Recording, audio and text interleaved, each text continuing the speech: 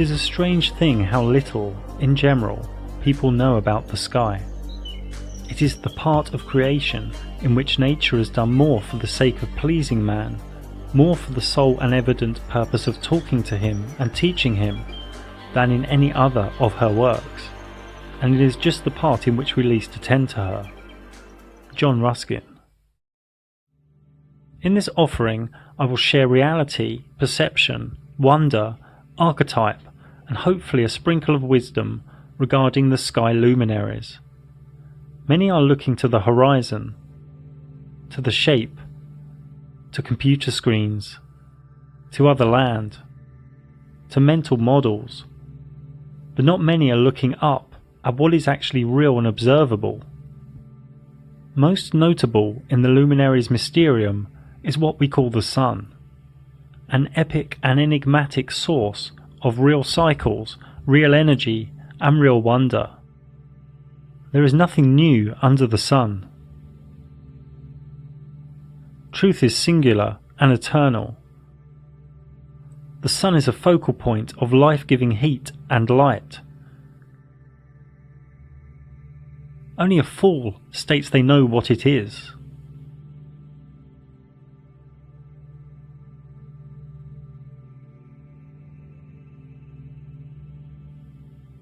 The close sun within our realm makes one full westward revolution every 24 hours, spiralling out and gradually faster to the Tropic of Capricorn on the winter solstice, and spiralling in and gradually slower to the Tropic of Cancer on the summer solstice, thus giving us the seasons. Looking to the west, we can see a sunset move slightly to the right, curving around on its path. And close to the summer solstice, in northern Norway, we can see the sun never sets to the observer.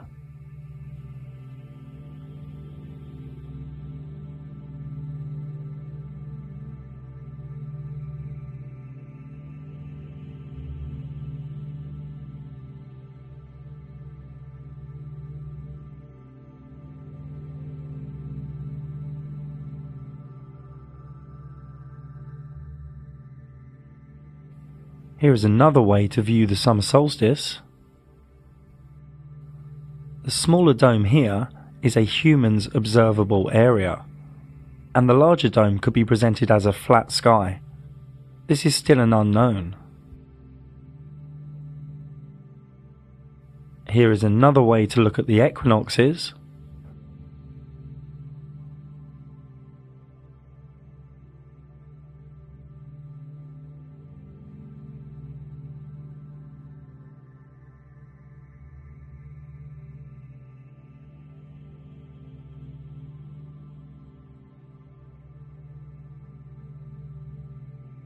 From Tenerife in June, the top is what the human eye observes, and below is what is really going on.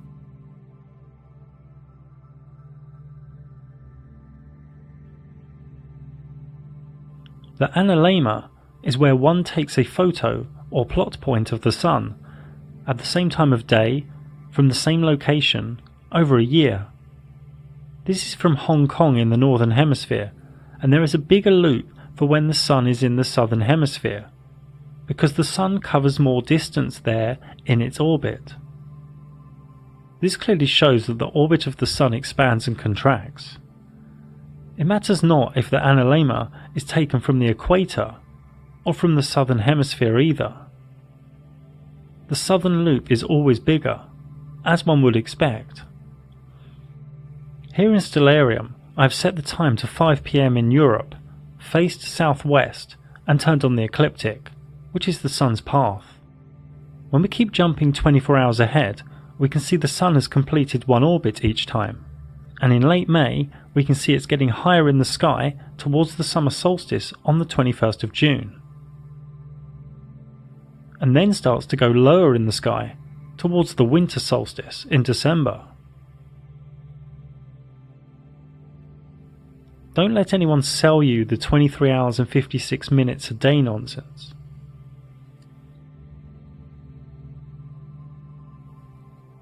In real life, as it shows in Stellarium, we can see only a section of the night sky.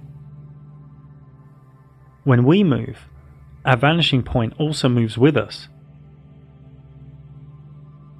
and therefore what we can see in the sky moves with us too. We know the sky appears to the eye as a dome, but this could be due to perspective. I mean, here it looks like the ground goes up and that the tracks go together, when we know these aren't true. The human eye's vanishing point shows us a visual reality that is not always objective. We simply have not unravelled the flat sky or dome mystery yet. This is all new. This awakening of true cosmology only made a comeback in 2014, the year I also first spoke out about it publicly. In many cases, we need to revel in the mystery and enjoy the mystery. The sun comes into the observer's vanishing point. This is known to most as a sunrise. The sun goes out of the observer's vanishing point. This is known to most as a sunset. If we go up in altitude, the sun comes back into one's field of view as the vanishing point has increased.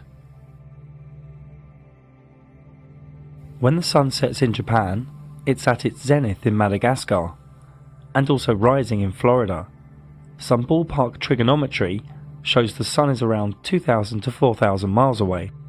Well, that is, if it is an actual thing within the rules of known physics, which it possibly isn't. Now, these sunrises and sunsets often appear as different sizes. This is due to one or more of the following: the observer's position, land contour, sea temperature, atmospheric haze, and atmospheric temperature. So how high is our sun?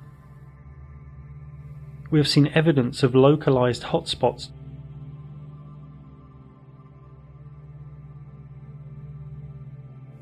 This blue sky layer is around 15 kilometers thick. Why it's blue, nobody really knows. Some say scattering, some say ionized gases, others say plasma. The truth is, it is also a part of the Luminaries Mysterium. This puppy isn't 93 million miles away. If you believe that, then you've had too much exposure to government scripture. I've even heard rumours that some lovers love each other so much that they have a child, and then they give the child away most of the week to centres that program them with government scripture. But that's all for another time. The sun doesn't have flares, but it does have sunspots. Nobody knows what these are or what creates them, but they do help us prove that the sun above oscillates, which appears to the observer as rotation.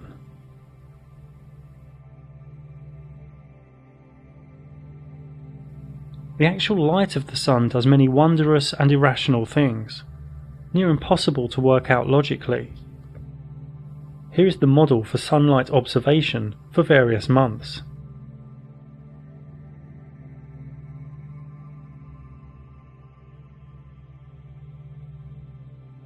Actual sunlight at any one time is never the same for two different observers. Sunlight has evidence of curve, bend, bulge, mystery, beauty and wonder. The reasons are unknown, and that makes so many uncomfortable.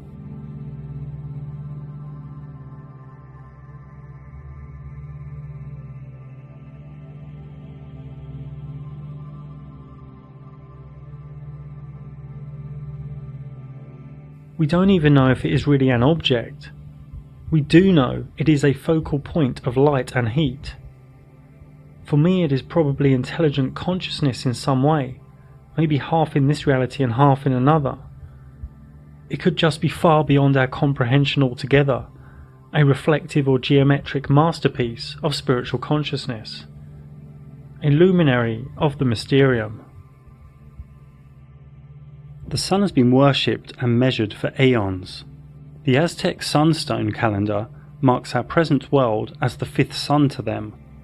The Aztecs saw themselves as the people of the sun, whose divine duty was to sacrifice blood to provide the sun with its nourishment. In India, the Konark Temple of the Sun in Orissa from at least 2000 BC has complex and intricate sundials. These 24 wheels use complex and detailed shading and measures a magnitude of different units of time and cycles, mostly from sunlight. All around the world there are symbols for the sun, and temples aligned to the sun, marking the solstice and equinox. Astrologically, the sun represents one's basic personality, ego, and outward vitality. It rules the star constellation of Leo. There are many sun gods all around the world, from Egypt to India, and to the current Jesus archetype in Christianity. Now, much of Christianity is about the sky luminaries, known as astrotheology.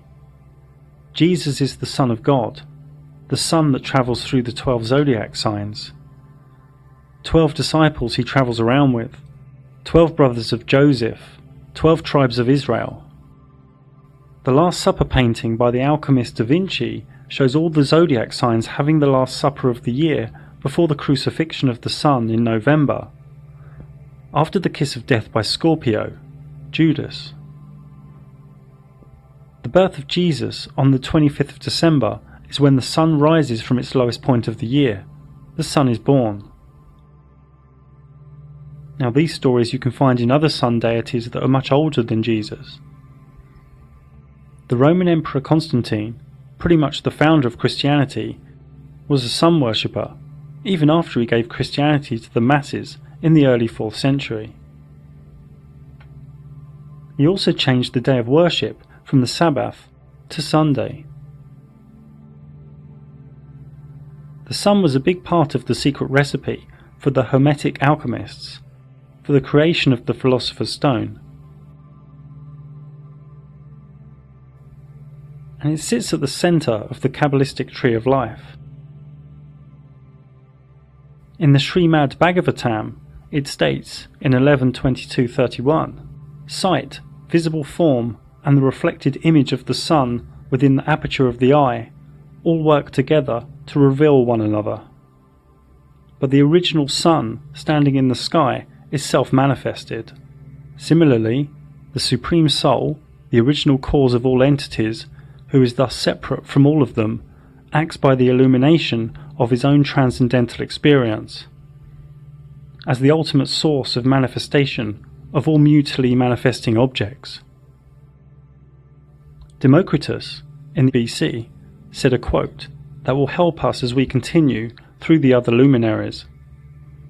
It will be apparent that it is difficult to discern which properties each thing possesses in reality. The moon is the other large luminary in the sky. It has always been an enigma. It has always been worshipped, and its energy through its mystical phases affect much life in this reality. A mystic once said, "Look at the moon in the sky, not the one in the lake." Another said, "Moonlight drowns out all but the brightest stars." A Taoist author once said, "The moon does not fight, it attacks no one, it does not worry, it does not try to crush others, it keeps its course, but by its very nature, it gently influences." The moon is the same size and distance as the sun, and follows close to the sun's path, the ecliptic.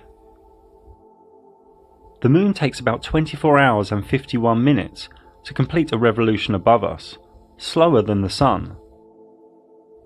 The moon is always close to the ecliptic, within 5 degrees above or below. It also comes and goes, just like we saw with the sun. The moon crosses the sun's ecliptic approximately every 2 weeks. These crossings are known as lunar nodes. If it crosses the ecliptic at full moon, we have a lunar eclipse. If it crosses the ecliptic at new moon, we have a solar eclipse. Remember this for later. The moon takes an average of 29 days, 12 hours and 44 minutes to go through one lunar month, one lunar cycle, from new moon through waxing, full, waning, back to new moon. Because of this motion, the moon has a point in time each lunar month when it is closest to the Earth, perigee, and a point in time where it is farthest from the Earth, apogee. The Sun moves faster than the moon. The Sun catches up with it, creating a new moon, and then speeds ahead of it. More accurately here, we can see the lunar phases are caused by the relative geometry of the moon to the Sun in the flat Earth sky. These two luminaries are linked by what one could call pranic, magnetic electro, or chi energy. The first quarter moon is when it is half illuminated and occurs when the Sun and Moon are 90 degrees apart in the sky. At full moon, the moon is fully powered and fully illuminated when the Sun and Moon are 180 degrees apart in the sky. The moon self-luminates and self-deluminates. It powers up and powers down. There is evidence to suggest this geometric relationship creates the tides in the oceans too, as salt water is ionized and can react to magnetic electro. Another way of talking about the motion of these luminaries is to say the moon travels 14.5 degrees an hour and the Sun 15 degrees an hour. So the moon loses 12 degrees a day on the Sun. People are okay that the Sun is self-luminating, so people should also be okay that the moon is self-luminating too. A nice way to remember if the moon is waxing or waning is if it is like a letter C or D. A cat goes, waning, and a dog comes, waxing. These phases can be known far into the future due to the Sun and Moon's constant speeds. This works as a geometric clockwork, a calendar in the sky so to speak. Chinese, Thai, Hindu, Islam and Hebrew calendars still today are linked to the moon cycles, the lunar month. If one photographs the moon 51 minutes later on successive days, note due to the moon rising about 51 minutes later each day, over one lunar month it will trace out its own analemma. The moon can be seen above in the sky at the same time in distant places. Depending on where one is on a line of longitude, depends on what degree of rotation the moon will be. To a stationary observer, the moon also appears to rotate as it moves from east to west in the sky. This is only due to perspective. The moon is not actually rotating. It will appear to rotate one way until it is above one's head, and then the other way. Regardless of location, every human on Earth has only ever seen one face of the moon. Therefore it is rational that it appears to many human subconscious and conscious mind as spherical. In a waning phase, the closer the Sun gets to the moon, the more power, or self-illumination, the moon loses. And when the Sun is very close to the moon, it loses its power, it loses its self-illumination. The moon disappears. Some say we should really see a black silhouette. We don't though, we see nothing, and can pick up nothing with cameras or telescopes. It's just not there. This new moon really could be just that, a brand new moon, and we will layer up on this information later. Then a few days after new moon, at the waxing crescent phase, one can see the slither become illuminated, and the moon starts gaining its power again. Even at other times during the lunar cycle, we can very rarely see something appear to go through the moon, and in this footage it is unknown if this is a star, wandering star, or high altitude drone. At other times, the moon appears as though the blue sky is coming through the moon, but the moon is higher than the layer of blue sky. So is the moon semi-transparent here? Is the moon not totally there in these instances? When the moon is half illuminated, is the other half there or not? Again, the Luminaries Mysterium has not given us a clear and rational answer as yet. We don't know. We have to continue to revel in the mystery. We don't know what the moon is.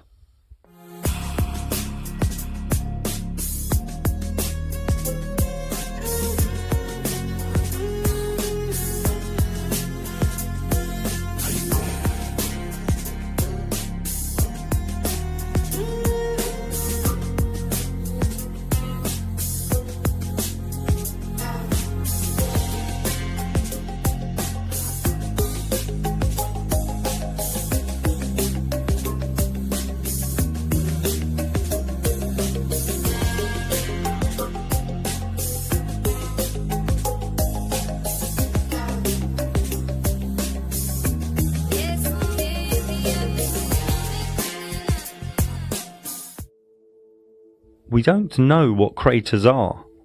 In truth, they are just different shades of light and dark.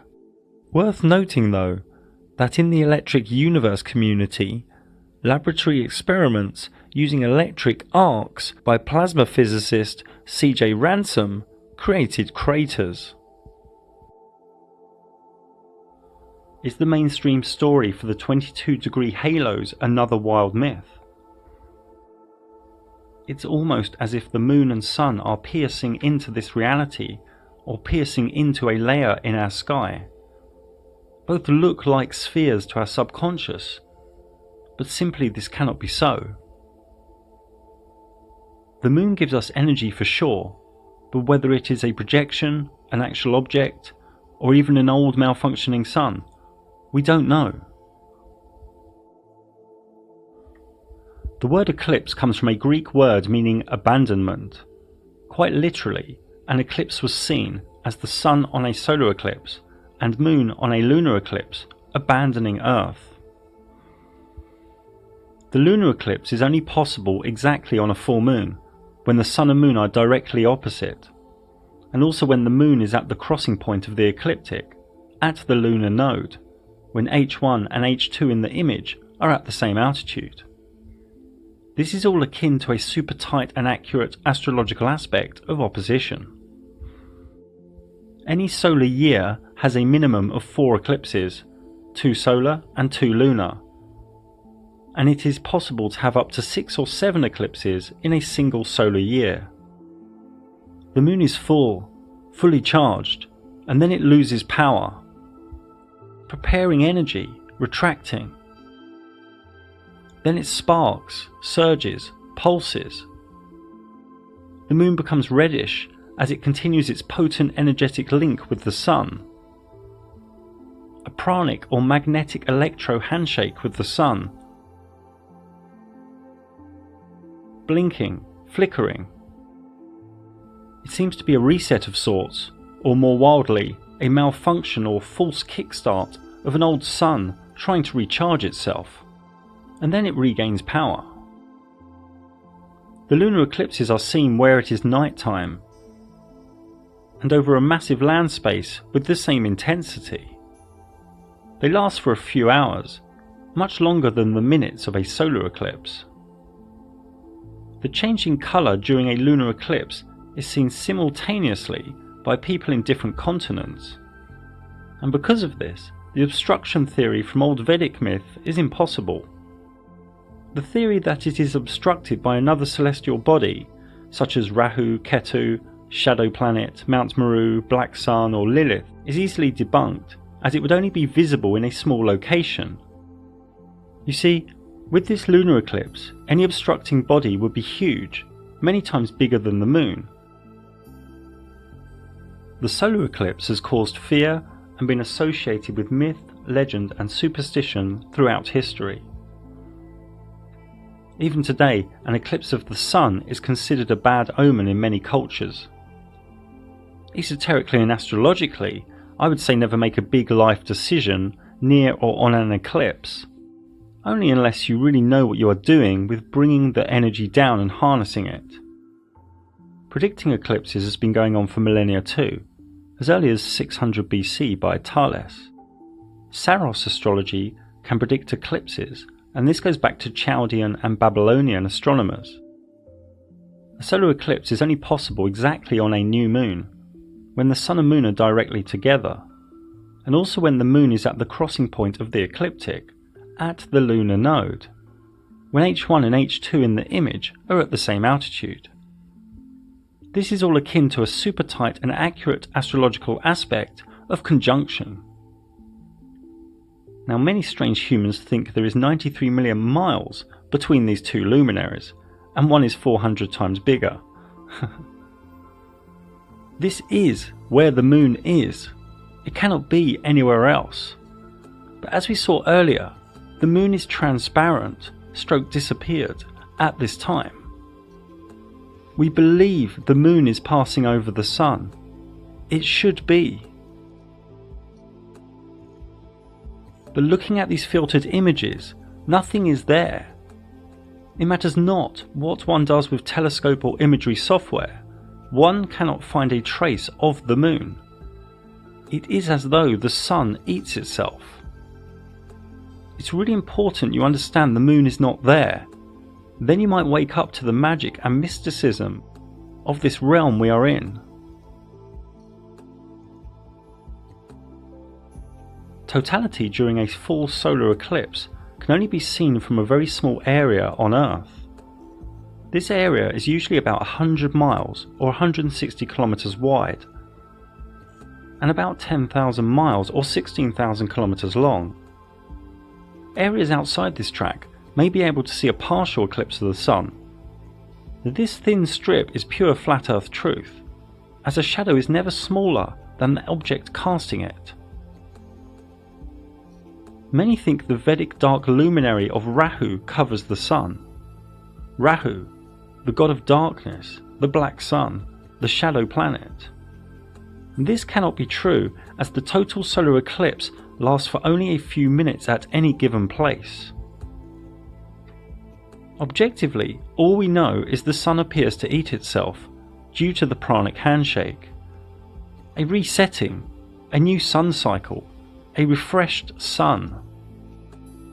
The Vedic myths of Rahu and Ketu are simply archetypes of the lunar nodes, and their myths are spoke of at length in my free moon ebook. There are three types of solar eclipse: partial, annular, and total. The difference between a total and annular eclipse helps to confirm that the moon moves closer and farther from us, perigee and apogee. I wrote a thesis in the moon book about whether the moon could be an old malfunctioning sun. Let go of old notions and listen to the logic. The moon is the same size and altitude as the sun. The moon travels in almost the same trajectory as the sun. The moon is a little slower than the sun. The moon's power and charge is directly linked by its geometry to the sun. Both affect plants and animals and all life on Earth. Both have evidence of being magnetic electro in their nature. There are many ancient myths as to which sun we are in. For example, Aztecs say we are in the fifth sun, and my free moon book contains many other supporting myth, legend and pantheon. The moon is awash with mystique, myth, superstition and esoterica. The new moon is like a start of a wave, the start of new intentions. The full moon is like the crashing of the wave, and the waning moon is like the decay of a wave retreating. A healthy woman in her power has her menstrual cycle during or near full moon or new moon. It is more beneficial esoterically to fast or cleanse the days before a new moon. At full moon, the pineal gland opens more and the spiritual veil is thinner, so to speak. Most humans have dense energy and live in the five senses and personality matrix, and are disconnected from the moon's energetic cycles. The moon phases also affect the planting of crops and plants, and many other things.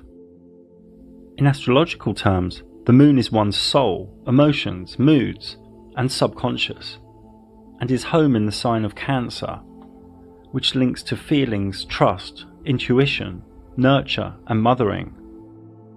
The moon has over 100 deities from all around the world, dating back millennia. These cover moon worship, adoration or veneration of the moon, a deity in the moon, fertility, or a personification or symbol of the moon. Most notably Diana with the Romans, and the earlier Greek Selene, Artemis, Hecate triad. Some even say Islam and Allah came from a lunar cult, from pre-Islamic Arabic myth. In Hermetic alchemy, the sun and moon need to be reconciled within the self.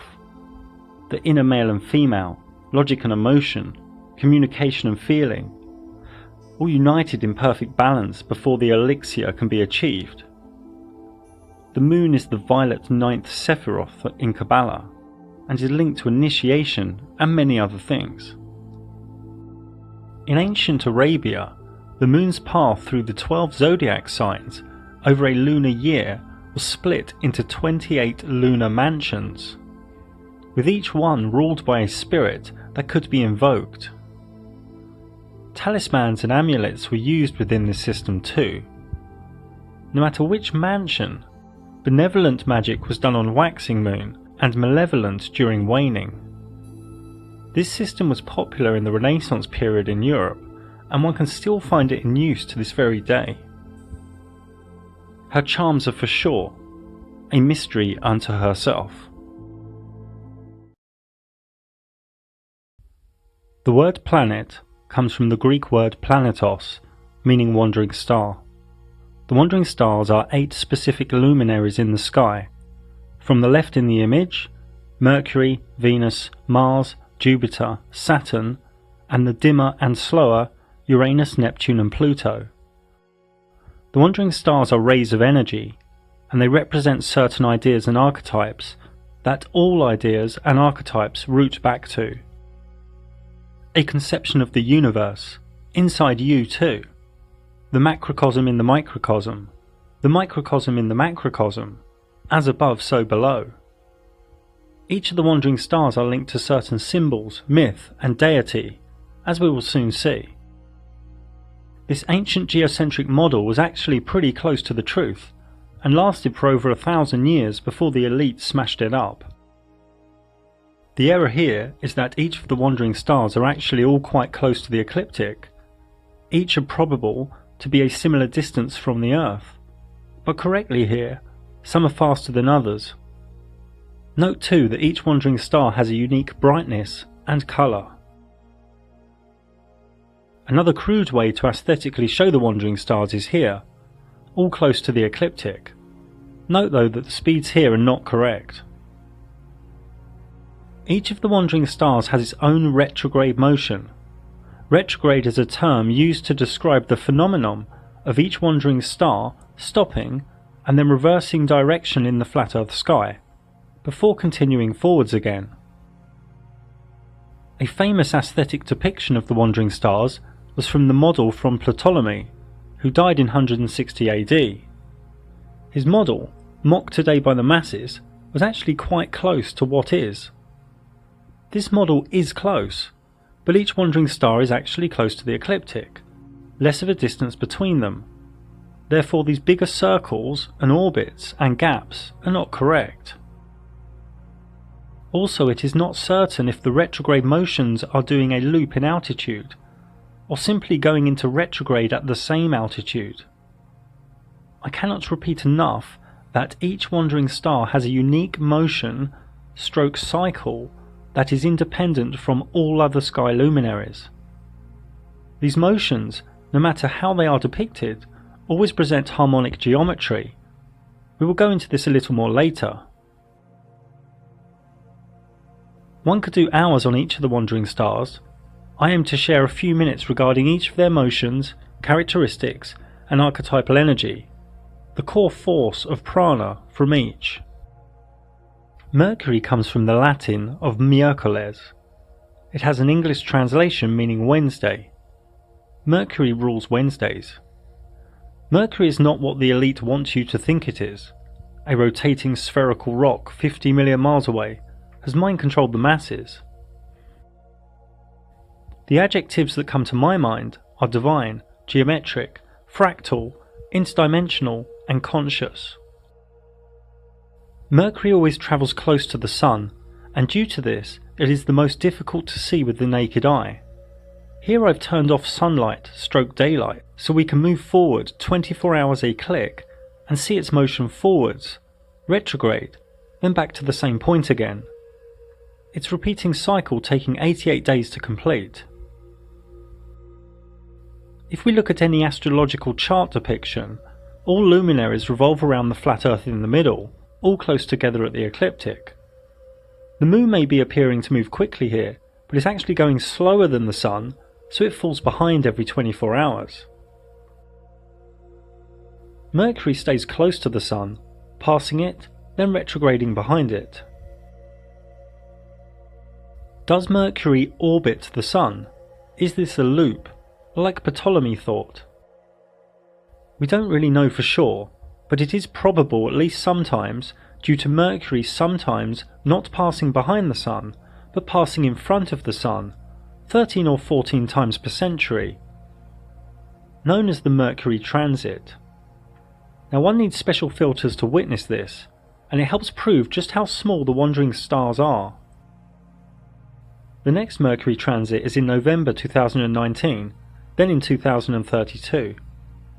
This event lasts about 6 hours or so. So usually Mercury passes behind the Sun, or does it do something similar to the Moon and disappear when close to the Sun? Who's to say it hasn't disappeared when in front, and the black circle is due to some magnetic electro or pranic handshake, akin to a solar eclipse? It is said that Mercury has phases, just like the Moon, a long 88-day cycle to complete the phases. This graphic is crude. I'm again not saying it loops, and this could be drawn as a straight line or an ellipse or a circle, but it shows, like the Moon, the side closest to the Sun is self-luminated. That the 26% phase on the left is bigger than the 51% phase next to it. If these images are trustworthy, this would suggest a looping higher in altitude during retrograde. Mercury astrologically signifies mind, learning, communication, thoughts, logic, reason and knowledge. It rules the constellation of Virgo, Earth, the energy of intellectualism, rationale and practicality, the orderly and helpful ray of service that overconforms. It also rules the constellation of Gemini, Air, the energy of information, intelligence, change, talking, being social, spontaneous, fickleness and indecision. Mercury retrograde is feared more than other retrogrades of other wandering stars. In retrograde, the power and force of the ray of energy is weakened. It's gone back on itself. In Mercury retrograde, electrics can play up, communication and contracts can be delayed or have misunderstandings. It's a time to back up, re-look at things, and not to start big new projects, sign new contracts, or to buy new electrical goods, properties or vehicles. The most notable deities and archetypes linked to Mercury were the Roman god of wealth, word and commerce. Also Hermes, the Greek god of alchemy, born from Thoth, the Egyptian god of writing, knowledge and the Emerald Tablet. In Kabbalah it is the 8th Sephiroth, and linked to many other things. Venus is from the Latin word Viernes, meaning Friday. Venus is far from what your local gatekeeper school science teacher thinks.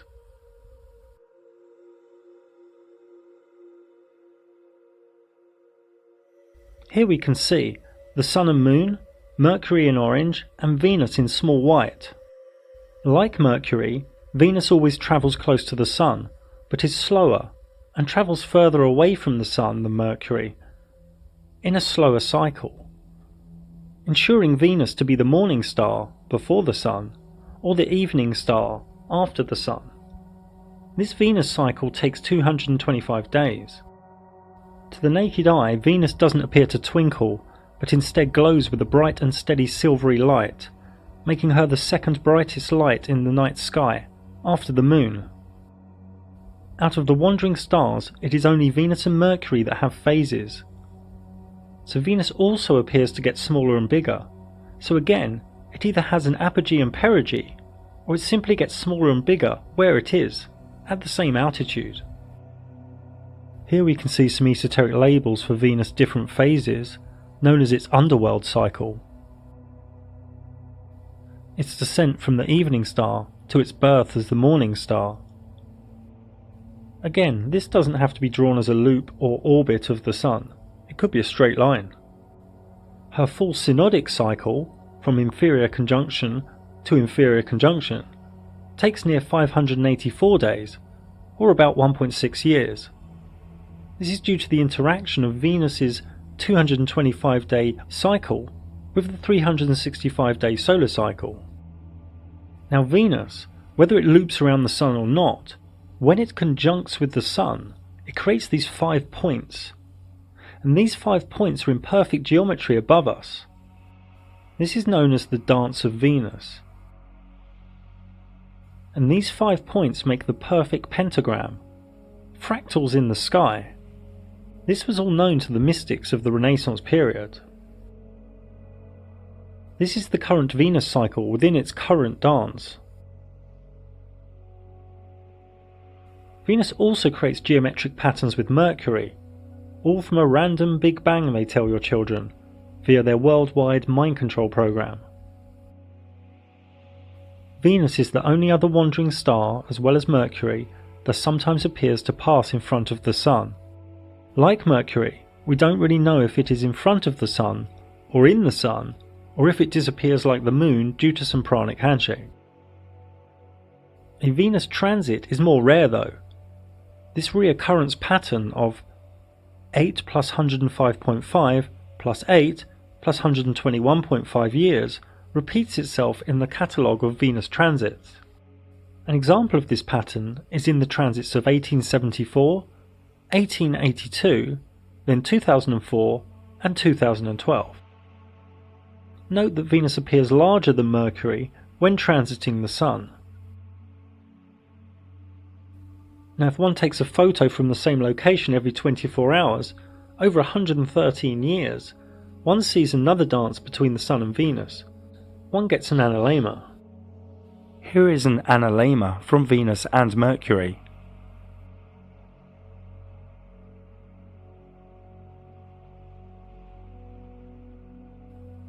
It can be argued that both orbit the Sun.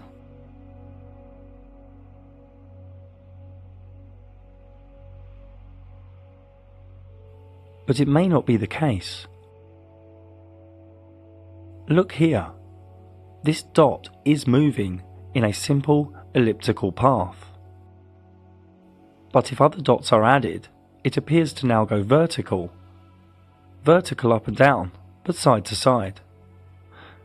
It is only elliptical when presented alone, so don't jump to conclusions with Venus and Mercury.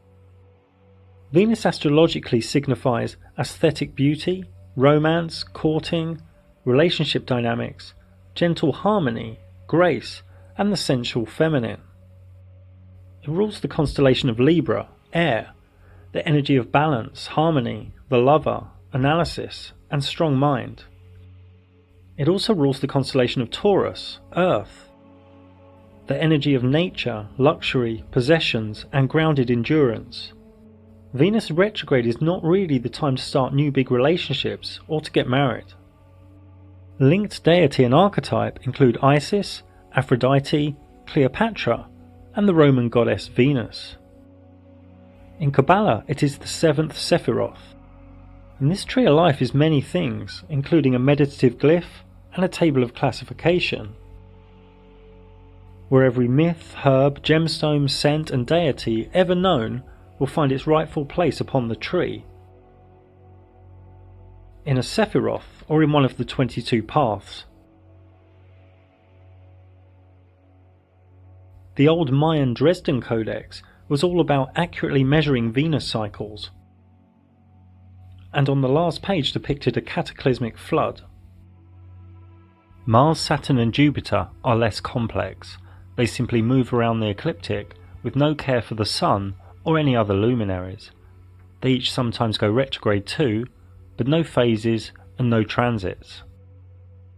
Luminaries in the sky, simply doing their own thing. They say Mars has 2 moons, Jupiter 64, Saturn 62. But there is no evidence these are moons. We can just see a few small luminaries in the sky that hang out with a bigger luminary. There is also no evidence of any rings at Saturn.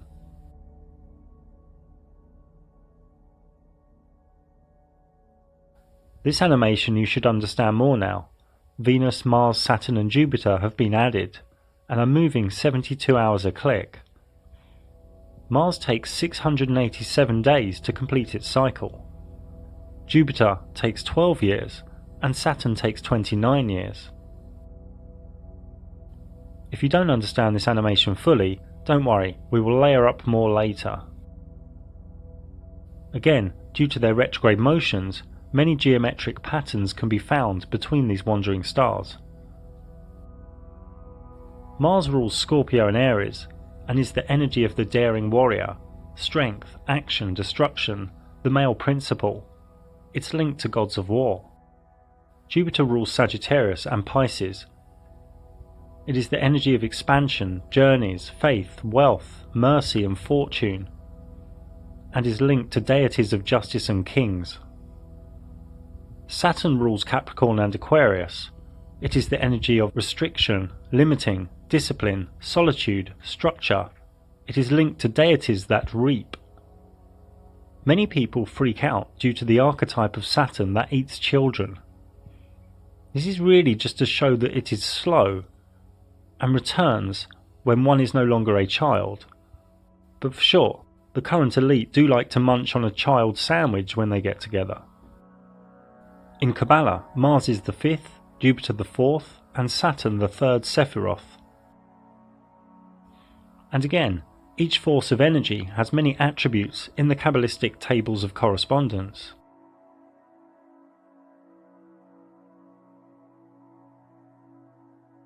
I'm old school and don't really care too much for Uranus, Neptune or Pluto. They are so dim and slow, and they were only discovered in recent centuries. They say Uranus has 27 moons, Neptune 13 and Pluto 5. Again, just tiny lights in the sky that hang out. These three generational forces simply move around the ecliptic super slow. Uranus takes 87 years, Neptune 165 years, and Pluto 248 years to get back to the same place, on the ecliptic. To complete their cycle, to get back to the same place on the ecliptic. They are known in the matrix as outer planets, but in reality they are simply dimmer and slower, and there is no evidence they are further away. Due to points of retrograde over tens of thousands of years, Uranus and Neptune will do their own geometric dance. Uranus is the energy of rebellious change, freedom, revolution, and awakening. Neptune, the energy of dreams, mystic awareness, and idealism. Pluto, the energy of subconscious forces, death and rebirth, power, obsession, and truth. There is a whole host of geometry in the sky when looking at various combinations of wandering stars, but no evidence of spheres, rocks, gas giants, light years, or any other of the government fairy tales. The wandering stars are each magnificent and radiant forces of energy that contain the human psyche and our subconscious archetypes. The wandering stars have many tables of classification and attributes.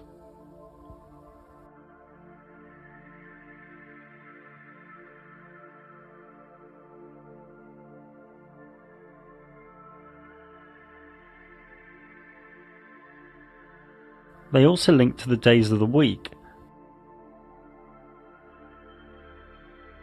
and this star shows the order too.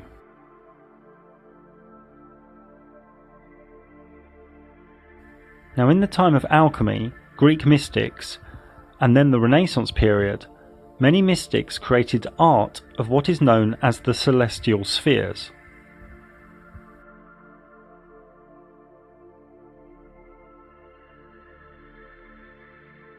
This isn't calling any wandering star a sphere, or showing their distance, or physical order. These show the levels of vibration, the levels of frequency, from a spiritual perspective. They always take the order Earth, Moon, Mercury, Venus, Sun, Mars, Jupiter, Saturn, the firmament of fixed stars, then into the world of divinity, the premium mobile,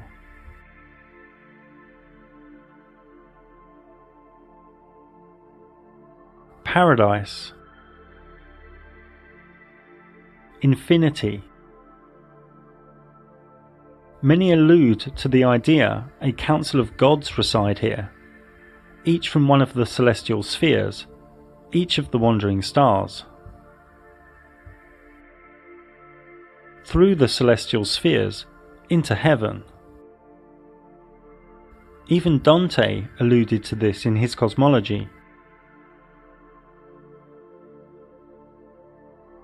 As did Robert Flood.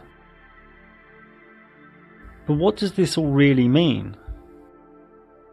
This is all Kabbalistic, the soul's journey to Godhead while within the body, within the same carnation, starting at 10, the four elements on earth, up to 1, the Godhead. In Kabbalah, when we actually see a wandering star with our eyes, for example Jupiter, this is the densest of the four worlds within that luminary. There are another 3 levels of vibration spiritually for each wandering star that the eyes cannot see. And Kabbalah uses these forces as a climbing frame and roadmap, so to speak. Many of you have fear of this information and call it bad, but Kabbalah and rays of energy in this realm are neither good or bad, they just are. The key is really the individual's own level of purity. I go into this much more in a book I wrote over 10 years ago now. Now, Cornelius Agrippa was a German theologian and Christian mystic. He wrote the Arbitell in the early 1500s. In his system, he created a clean and divine way, using the correct day and planetary hour, of having commune with the God force from each of the celestial spheres, from each of the 7 sacred wandering stars, also known as the Olympic spirits from ancient Greece. These are like the one thing on a lower arc. They are fragmented aspects of its power. The Arbitell tells us that Olympic spirits, well, gods that rule the wandering stars, inhabit the firmament, which was the air and regions of space that held the stars together. The job of these gods is to declare destinies so far forth as God allows them. The gig here is not to worship the Olympic spirits, but to balance them in oneself and then move on to attain a unity with the God who expresses itself through these 7 rays. In the great book Corpus Hermeticum, it states in the book of the Sacred Sermon, "And the gods were seen in their ideas of the stars, with all their signs, and the stars were numbered, with gods in them." Also, "And heaven was seen in 7 circles, its gods were visible in forms of stars with all their signs, while nature had her members made articulate together with the gods in her, and heaven's periphery revolved in cyclic course, borne on by breath of God." Now for me, one reason for the NASA mind control and fake cosmology is that they really don't want people knowing this stuff. They even have so-called truthers, spiritualists, religious people and New Agers against this information too, cowering in fear, unable to objectively research. You see, this magical realm we are in, if known by the masses, would bring their whole physical-based system of control, greed and selfishness down in no time at all. So they spend hundreds of billions of dollars bringing everything into the dense physical. They are hiding divinity every way they can. You see, people walk past a statue of Michael or Mary, no problem. People put a priest between them and God, no problem. But talk about the gods within the celestial spheres, the Olympic spirits, and people freak out. The levels of conditioning are far beyond what is rational. And where do you think the Olympic rings came from?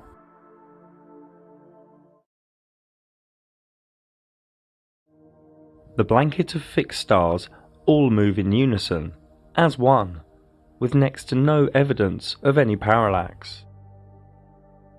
The blanket of stars are probable to all reside at the same altitude, behind and higher than the wandering stars, and probable to be somewhere between 3,000 and 4,000 miles away from Earth.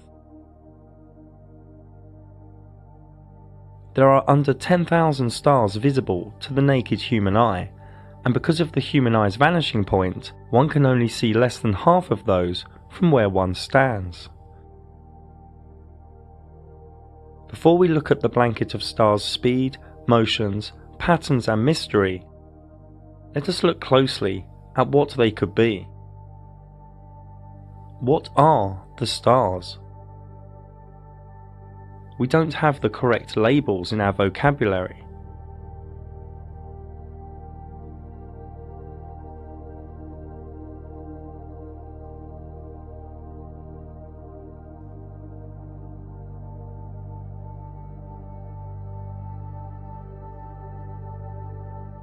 The words that arise for me are geometric, intelligent, fractal, divine, holographic, interdimensional. Some even appear as diamonds. Some hollow.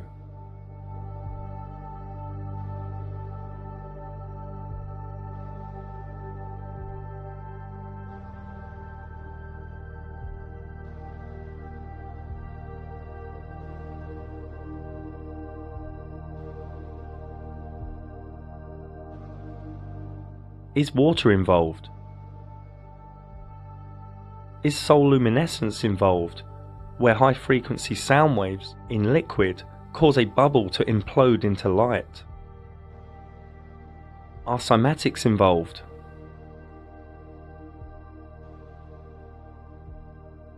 The language of resonant frequency?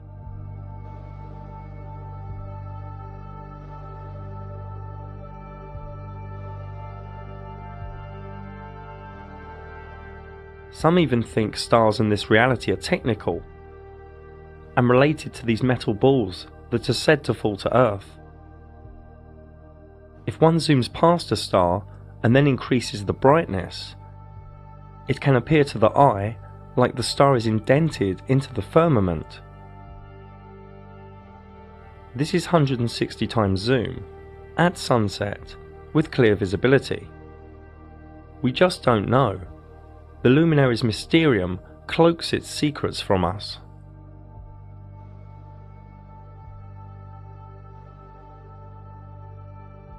The blanket of stars revolve around Polaris, the North Star above the central North Pole.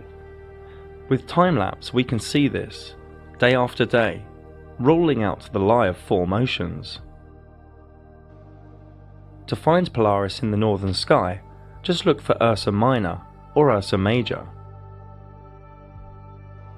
From Chicago we look north and we see the stars rotate around Polaris, and from Paris.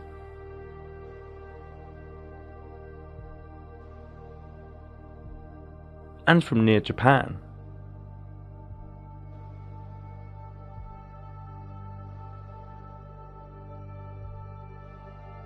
This is from southern Spain. The stars complete one cycle, stroke one revolution, every 23 hours, 56 minutes and 4 seconds, making them a little faster than the Sun, with the Moon being the slowest of the three. Here is a macro way to present these northern star trails.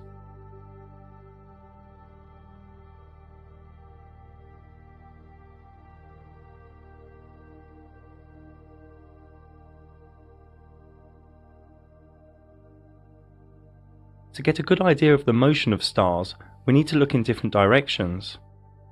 Here is from Arizona, in southern USA, looking west,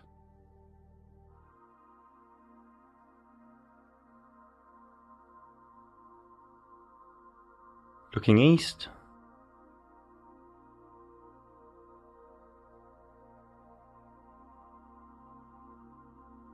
looking north,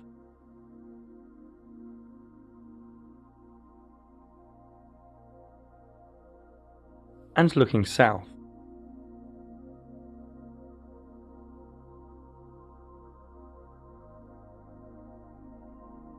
There is a ring of 12 star constellations behind the ecliptic, known as the signs of the zodiac. This is the same even if one is in Chicago, North Mexico,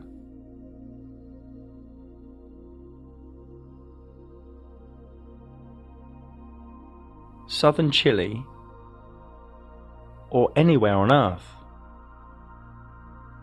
So if one splits the circular 360-degree ecliptic up into 12, one gets 12 times 30 degrees, each being a sign of the zodiac, which all takes 23 hours, 56 minutes and 4 seconds to revolve above us. These constellations appear upside down to people in the southern areas of Earth, for the simple reasons shown here. As the stars take 23 hours, 56 minutes, 4 seconds to revolve, and the Sun takes 24 hours to revolve, every 30 days or so, the Sun enters a new sign of the zodiac, and then will spend around 30 days there until the zodiac has overtaken the Sun again. This can be seen here too, with the zodiac being the outer thin ring of 12 signs. First we will move 2 hours forward a click. Then if we move 10 days forward a click, we see the zodiac speeding ahead, so the Sun therefore travels through the 12 signs of the zodiac over a solar year.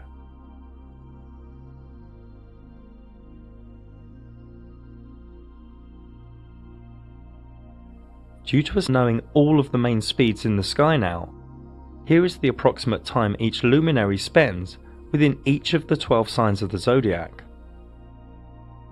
We will come back to the zodiac again soon.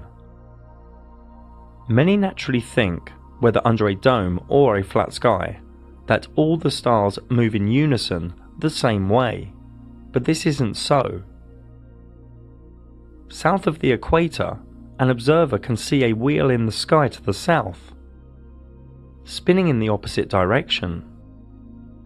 And here are more examples.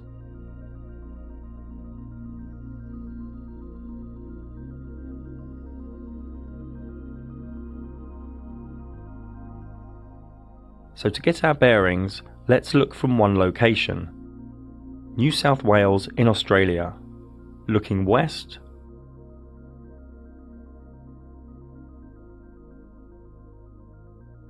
looking east,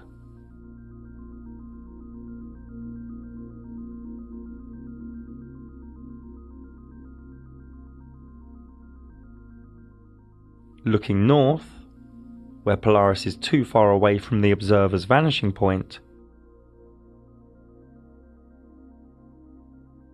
and looking south.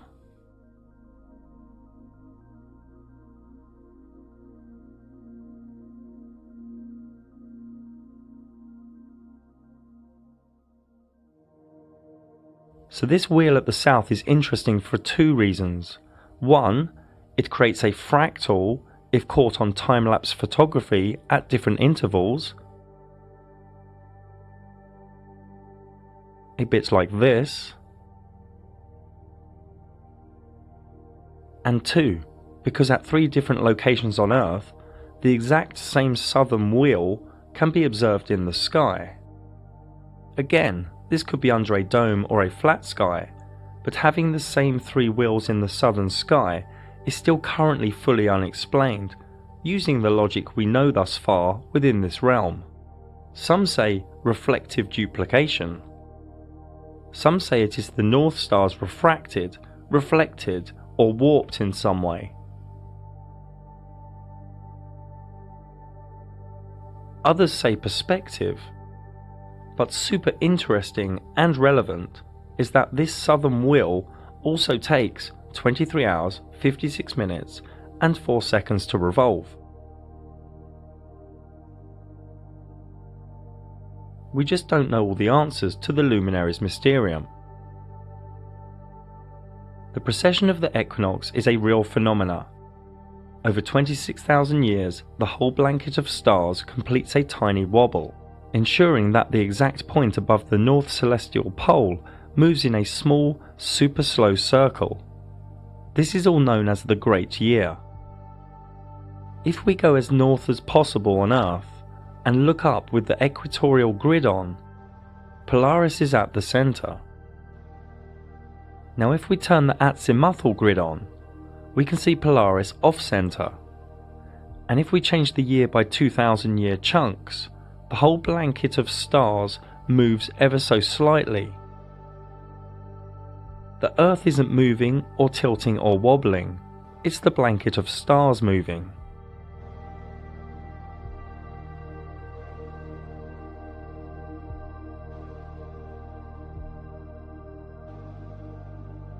This movement in the sky is very slow, 1 degree every 72 years, so 360 degrees, a full revolution, every 26,000 years. The motion of the stars is like this. The zodiac signs move in one direction on the ecliptic, but the wobble is in reverse, hence the words precession of the equinox. So recently, from the age of Taurus, through to Aries, through to the current age of Pisces, and soon into the age of Aquarius. On every spring equinox, the sunrise to the east has the current age behind it, and we are coming out of Pisces into Aquarius. And due to the 1 degree wobble every 72 years, every 2,160 years or so, humanity enters a new age. Here is the equinox sunrise for the year 4178, deep into the age of Aquarius.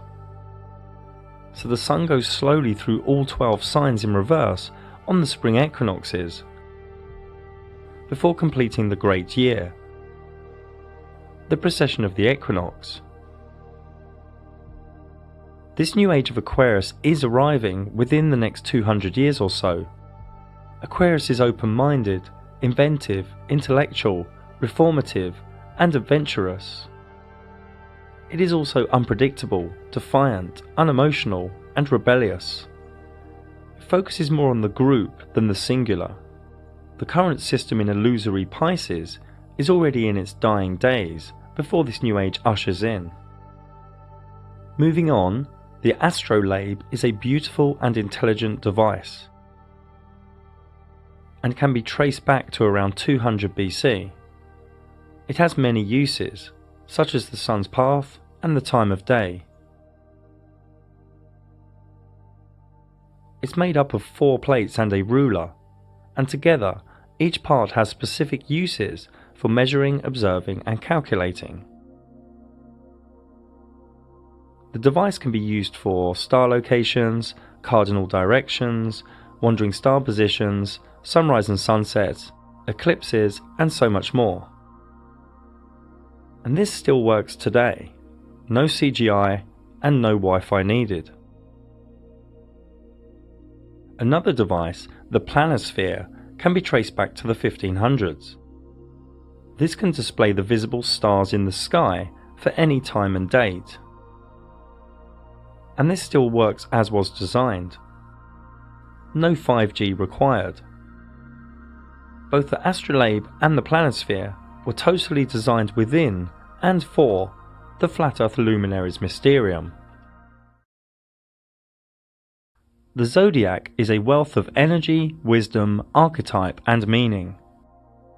Nobody knows who first grouped the 12 constellations on the ecliptic, but it is ancient, received from a higher state of consciousness, pre-flood for sure. Each sign has been anthropomorphized as figures, animals, and archetypes. Each sign has been studied and wondered over by mystics, astrologers, healers, and artists. The zodiac splits up the 12 months, 4 seasons, solstices, and equinoxes. Each star in the sky gives us energy, and why would you not believe that? The luminaries of the sun, moon, and wandering stars give us energy, and each star also gives us energy. Therefore, groups and clusters of stars also give us energy as collectives. Each sign has its own energy signature, its own archetypes. The sign motivates any wandering star within it, and asks the wandering star what is it seeking. Each zodiac sign is within one of 4 elements, one of 3 quadruplicities, and also a gender. As we already know, The wandering stars travel through the signs at different speeds and durations, and each sign has a ruling wandering star, and also a wandering star that when within it is in its exaltation, detriment, or fall.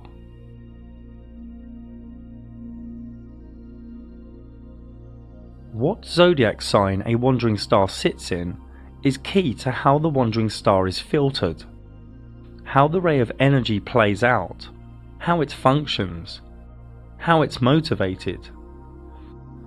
And each combination of wandering star and sign is vastly different. You should understand most of these symbols now.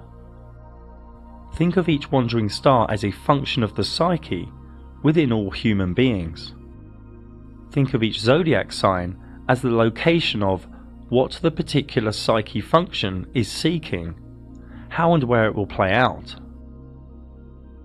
So this is what astrology is, the wandering star and the zodiac signs in constant movement behind the ecliptic. And their infinite amount of combinations allow for luminology / astrology to be achieved, recorded, projected and practiced. This is a repeatable science. Edgar Cayce once said, "The signs of the zodiac are karmic patterns, the wandering stars are the looms, the will is the weaver." The aspects are some specific geometry between the wandering stars on the circular ecliptic. Each human has a unique personal astrology chart for the moment he or she was born, a natal chart, or soul blueprint. This natal chart holds one's talents, challenges, emotional and communication dynamics, evolution, and much more within it. The energies of the 12 signs are already within each human being, but each human being has a different balance of them, with amplifications and gaps. The evolutional quest is to be a perfect balance of all 12, all radiating in their best octave. Remember, all 12 signs and all the wandering stars each have a specific energy. When an energy is too amplified or overpowered, it spills into shadow traits. Each of the energies can also be latent, weak, or underpowered in one's chart. The natal chart really yields gnosis on the self. Each day, the different permutations of geometric aspects in the sky and the combinations of energies in the sky all create flux in this reality. It gets human dynamic and interaction in this reality moving and changing. If one overlays one's natal chart with today's sky chart, or tomorrow's, or next week's, or any date or time in the future, one can see what energies are at play and navigate that moment, or that hour, or that day, whether it be a meeting, or a wedding, or a new project.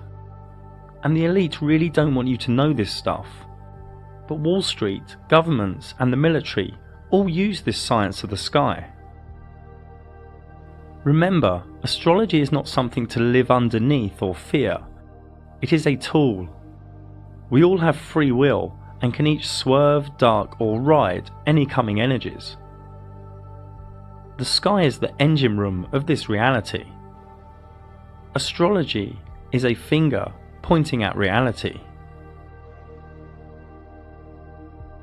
Now, Western mystics studied astrology deeply and knew how to understand and interpret the sky, how to bring the macrocosm down to the microcosm in a multitude of ways.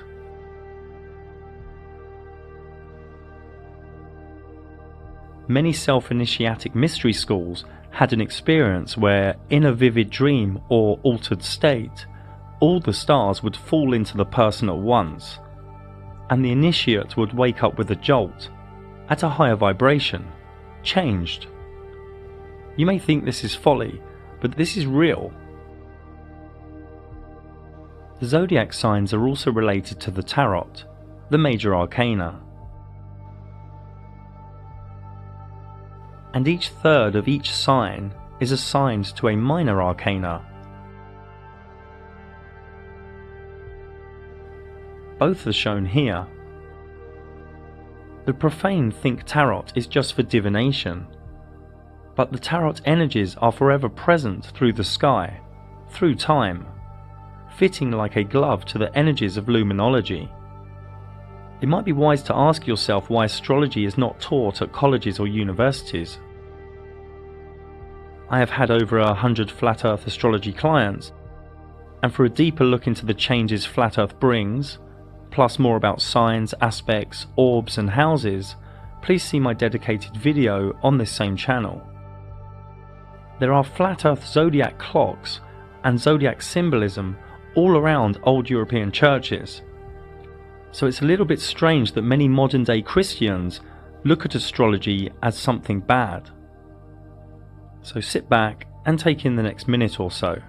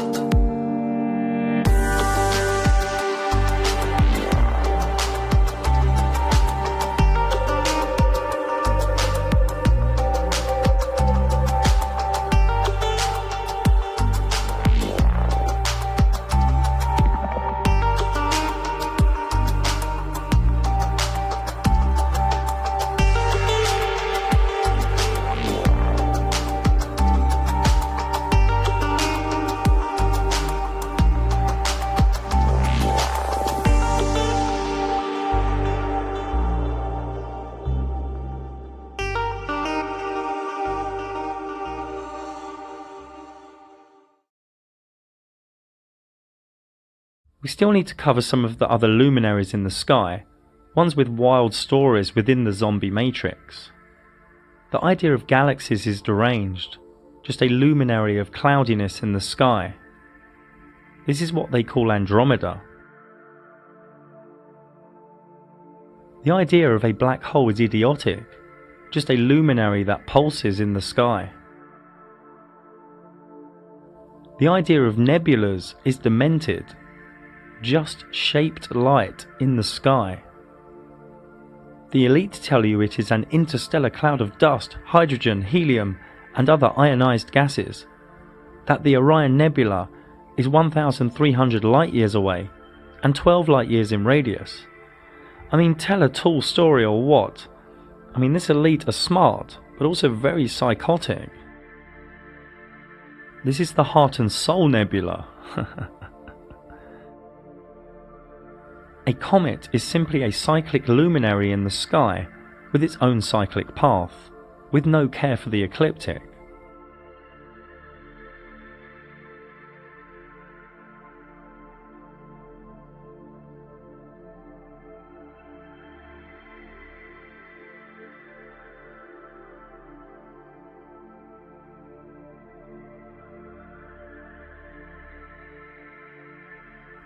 Shooting stars are simply lights that wisp across the sky, appearing randomly, but often at synchronistic moments. These are not meteorites. There is no evidence of these so-called meteorites ever landing on Earth. If these were real, every month or so a house or a building would be destroyed. The very rare and very dodgy articles from the Smithsonian Institute, which have previous if you know my work, and other mainstream news agencies don't really give us any hard evidence.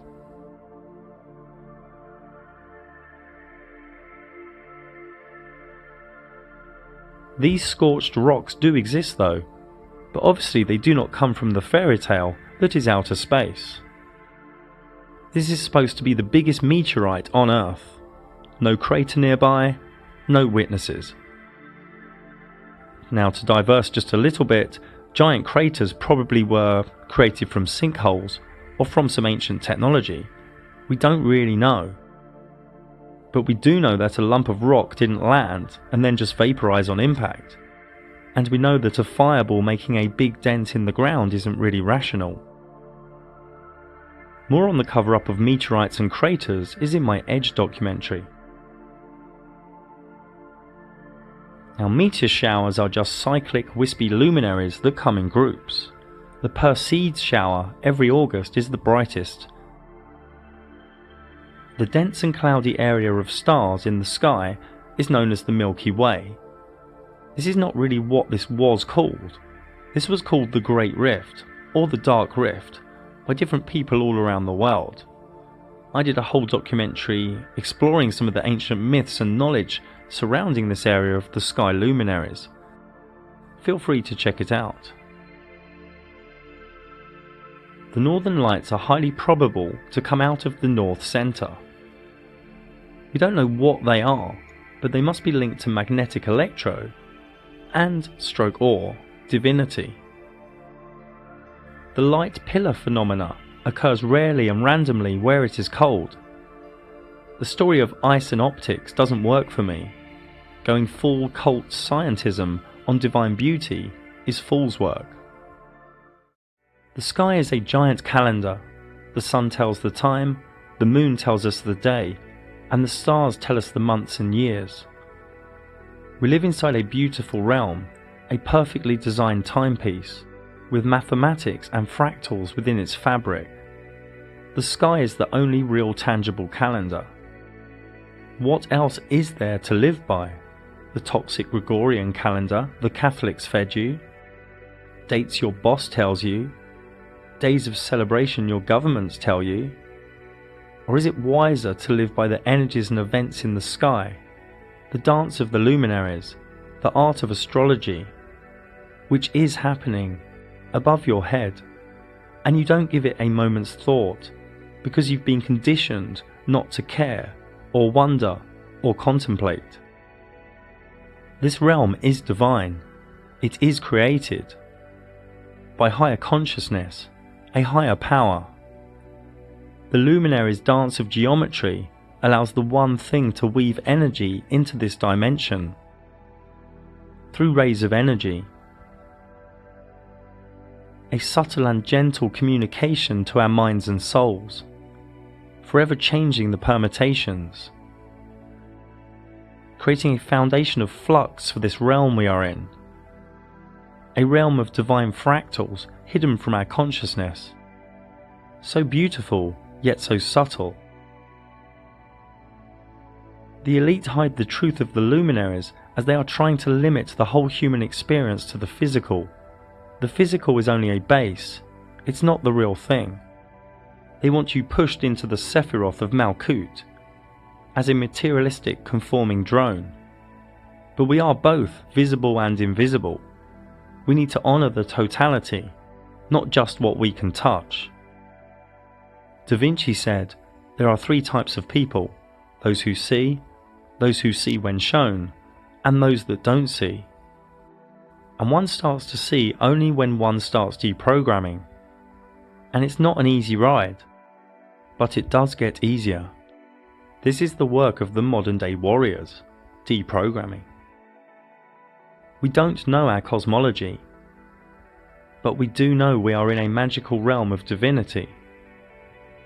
Are you just coming from the mind to know the sky, or are you reveling in the energies and the invisible wonders of the Luminaries' Mysterium? The Luminaries' Mysterium is a key out of the Matrix, out of the cult-like scientism religion, but you have to embrace the sky's truth. Love the sky, a beautiful gift from our Creator. Many of you are trying to rationalize a divine mysterium, and one's life here is full of questions, but only fools are full of answers. Srimad Bhagavatam 2.637. And because all of us are bewildered by the illusory external energy of the Supreme Lord, we can see only this manifested cosmos according to our individual ability. Corpus Hermeticum, the secret sermon on the mountain. For I will sing the praise of him who founded all, who fixed the earth and hung up heaven.